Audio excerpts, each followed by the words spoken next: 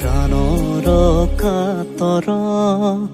তোমাৰ চৰণ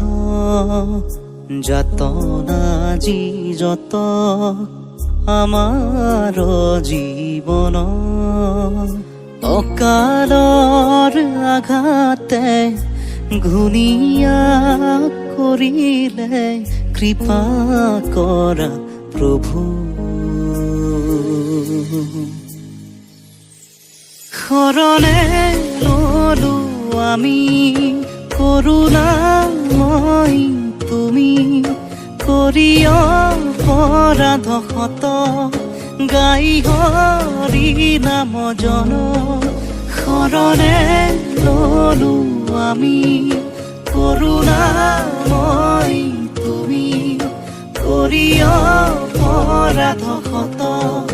গাই হৰি